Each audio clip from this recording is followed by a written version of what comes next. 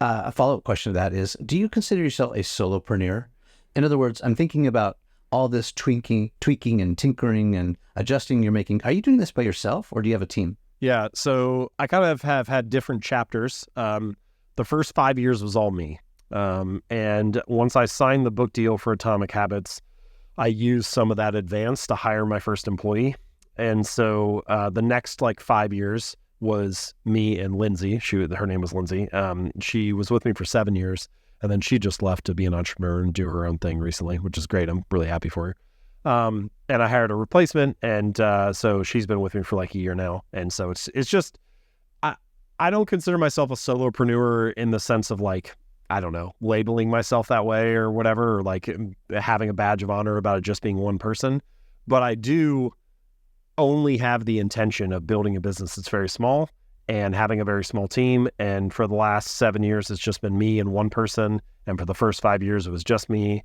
And I don't ever intend for the business to have 25 employees or 50 employees or anything like that. I like being small. And part of my reason for that is what I would call the cost of consensus. So there are a lot of hard costs in business. There's your expenses and software and all this other stuff that you pay for. And sometimes there are these variable costs that come in. And that's kind of obvious.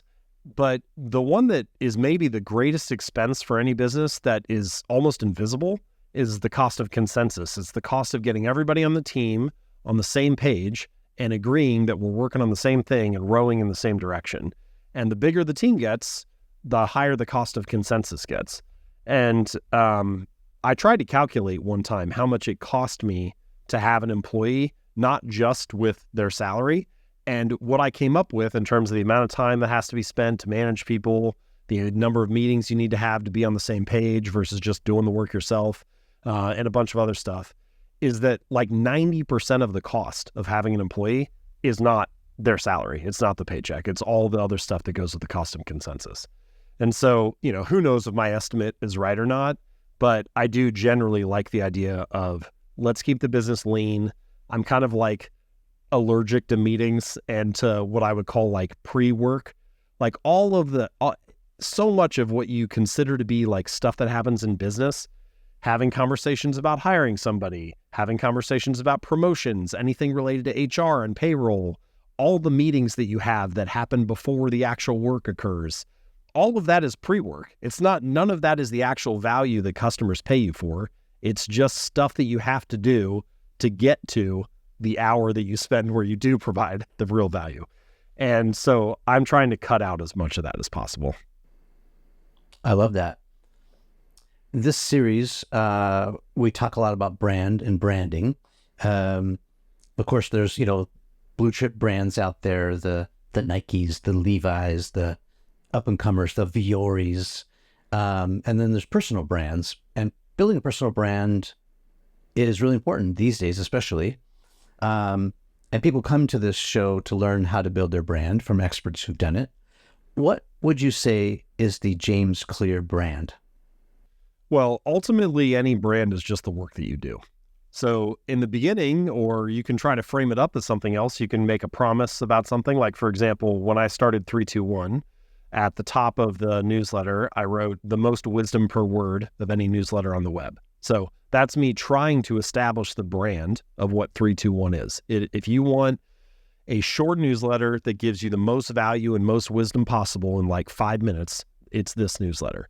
But that's only true if I deliver on it, right? It's only proven to be true by me actually shipping newsletters over the last 5 years that have delivered on that promise. So you can do some shaping of the brand through strategy and design, but ultimately your brand always becomes the actual work that you do. So I would say that's how it's defined. And so in my case, I would say James Clear's brand and what I strive to do, but also what the work has become, is it's useful nonfiction topics that are practical and actionable for your life and are explained in a straightforward and simple way. And so, if I do a good job of those things, that Atomic Habits and 321 and the articles on my website, and even a tweet or something I share on social media, it is a useful topic that is explained in a straightforward way. And that's what I'm hoping to do, but ultimately it's the work that measures whether that happens or not. I like it. I'll dig a little deeper on that, which is, so who's it for? And this is a question I think, and I'm talking to the audience now here too, if you're thinking about building your brand, a lot of us have made the mistake, me included. We create something that we've imagined everybody wants. We have this brilliant idea. We maybe make a prototype, or we write a blog post or write a book and put it out there in the world, and like, ta-da, like you ring the dinner bell and hope everyone comes to get it. But sometimes it doesn't happen. And so a better approach is to, instead of like try to find customers for your product, is to find products for your customers. So it's like, find demand first. So who's it for? So this would usually be a terrible answer, I think, but something I say occasionally is habits are for everyone, and so I try to write about topics that are timeless and universal. And I like those categories because it gives you a better chance of success. If it's a really broad market, if there's enormous demand for it, I don't need to win everybody over. I can just have a small segment and still have a successful business. So I do like things that are like that. Now, having said that, I think there are a couple tests that you can do that help avoid the pitfall that you just mentioned, because I have done that too. I've tried to pursue projects or, create a product that you thought was clever, but it turns out people didn't actually want it. So one of my first rules is that you should never try to create demand. You should only tap into a demand that already exists. So what do people already desire?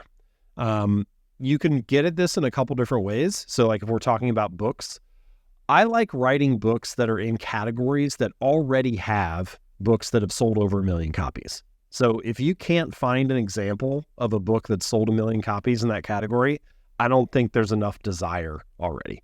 Now, sometimes authors really resist that. Creators really resist that because they're like, well, this is what I want to write about. This is what I want to create.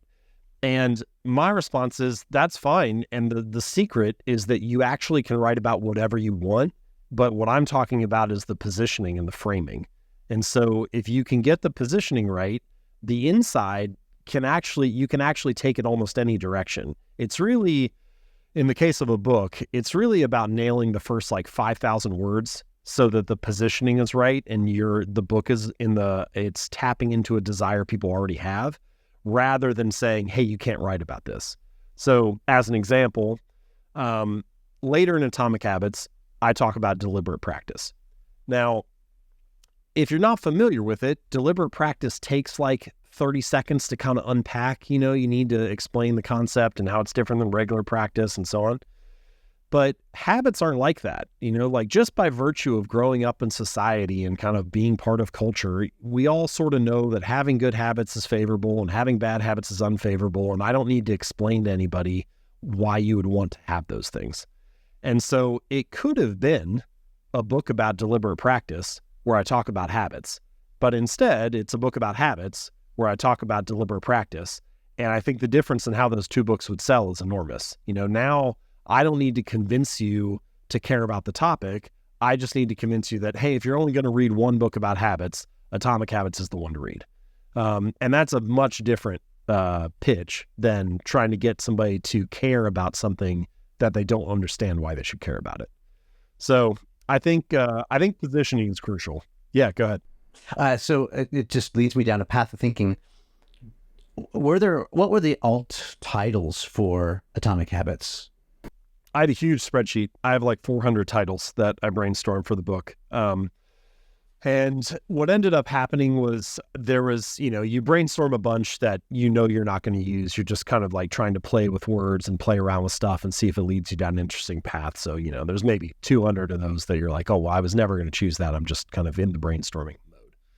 But then you look at another 100 or 200 and you're like, well, maybe this is what the book could be about. For a while, I thought, well, maybe instead of habits, maybe it's a book about behavior change in general. And that seemed even broader at the time. And I thought, well, maybe that would be a good idea. But then I decided people care more about habits than they care about behavior change, just as a term. And so I didn't really like that. Then there's other stuff that's maybe you make it about productivity. And I thought that sounded a little too businessy, maybe a little too niche. Like, what about all the fitness habits or the writing habits or parenting habits? I felt like the book would apply to those things. I didn't want to rule those readers out with the title. And so then you end up with this package of titles and subtitles that are about habits, similar to Atomic Habits. And I started split testing those. I would test them on my website. I'd test them with some polls that I ran. I'd test them with social media ads. And I ended up with like 8 that were all sort of testing kind of at the same level. And there wasn't any meaningful separation. And at that point, it just becomes an artistic decision where you're like, okay, which one of these do I feel like is best? And so that's ultimately kind of how I got there. Can you share like the runner-ups? Yeah, there was the Surprising Power of Small Habits. That was one for a little while that I considered. There were a bunch of different versions of Atomic Habits, and maybe Atomic is not like maybe Atomic Habits is still the title, but do you want to play up the atomic thing in the subtitle, like how to get a chain reaction of amazing results or something like that? But that felt like a little heavy-handed. And then there's other stuff where like Atomic wasn't involved, so I just wanted to lean on the like tiny changes, remarkable results sort of thing. So there's kind of there are a couple different formulas that a lot of titles follow. And these aren't like known formulas that authors use. This is just me backing into it from observing what a lot of titles do. But the most common formula is the blank of blank. So the power of habit, the power of positive thinking, the subtle art of not giving an F, the, life-changing magic of tidying up, and so these are all the psychology of money, the blank of blank. And a lot of times it's the art of blank, but it's the blank of blank. Sometimes they'll start to throw a modifier on it, like the life-changing magic of tidying up. It's not just the magic of cleaning or something like that. But whenever the title does it well, they tend to have an element of contrast that's involved. So the life-changing magic of tidying up, you're like, well, I thought tidying up was a small thing. Now you're telling me it's life-changing. Or another formula is like rich dad, poor dad. So you contrast these two things, but you have this element of contrast that makes the title interesting. In my case, tiny changes, remarkable results. Another formula that's pretty common is you take the topic that the book is about, and then you add a modifier to it. So Extreme Ownership by Jocko Willink. So it's a book about responsibility and taking ownership, but it's not just responsibility, it's the extreme version of that. Or Deep Work by Cal Newport. It's not just regular work, it's deep work. And so by adding a modifier, you can kind of make a phrase that's otherwise not that interesting or compelling. You can sort of make it your own.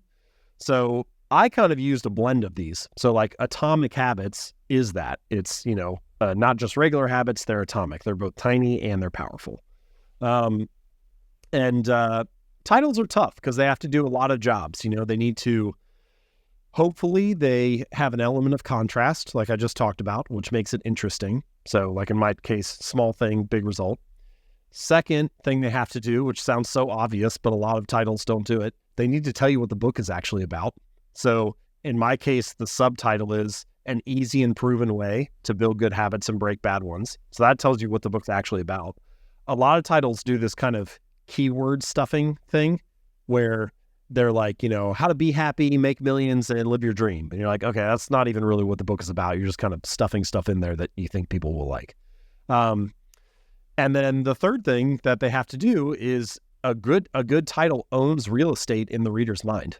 So I think, a lot of the time a good title's almost a little weird or strange when you first hear it, like The 4-Hour Workweek. It seems a little odd, or like Atomic Habits. You probably, before the book, you wouldn't have described habits as atomic. You might have said they were small or little, but you wouldn't have said atomic. That would sound a little strange. And that's actually a good thing because then you can own that real estate in the reader's mind. And I think a great title does all three. It has contrast, it owns the real estate, and it tells you what the book is actually about. And it's hard. It's hard to do all three of those things in a short, punchy way. I love that insight. That was super fun inside baseball. I know we're both baseball players. What position do you play at? I was a pitcher. Pitcher. Okay, yeah. Yeah. I did a little pitching. I did a little catching. They moved me to third base. Then I didn't grow as big, and so they moved me to second base. I ended up playing the infield. Yeah, awesome.